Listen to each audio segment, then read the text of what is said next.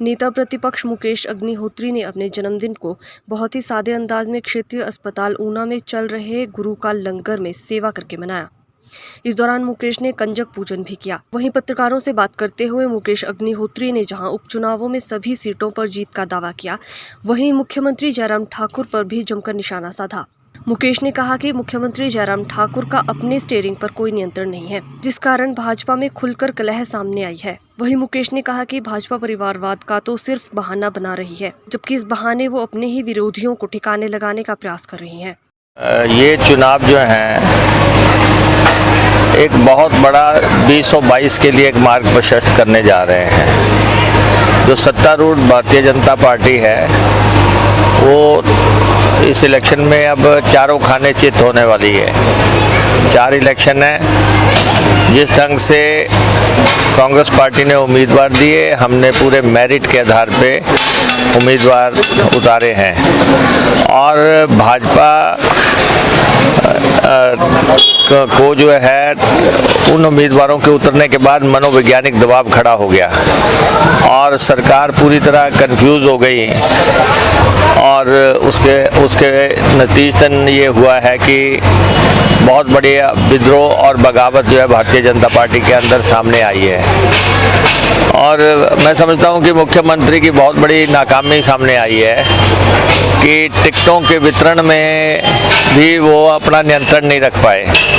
हमने शुरुआत में कहा था कि मुख्यमंत्री जी अपनी गाड़ी का जो स्टीयरिंग जो है अपने हाथ में रखो, तभी गाड़ी जो है सही दिशा में जाएगी।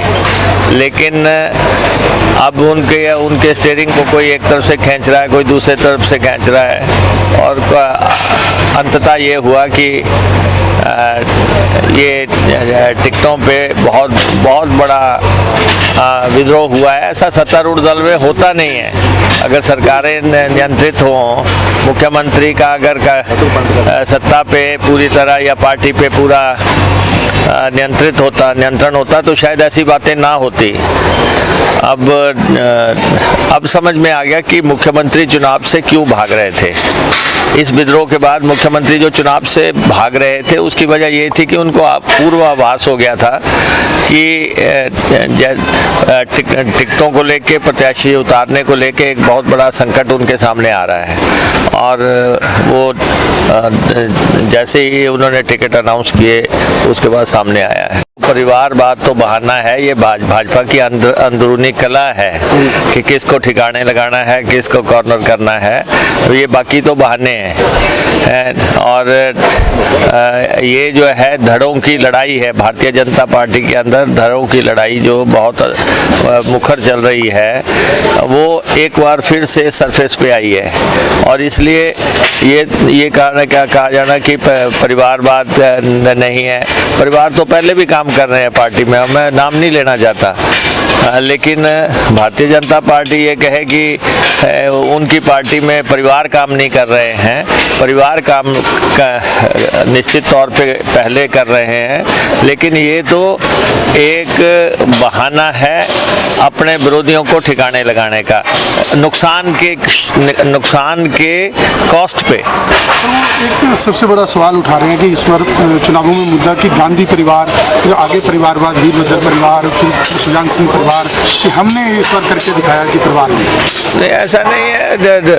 भारतीय जनता पार्टी में कितने अरसे से परिवार काम कर रहे हैं।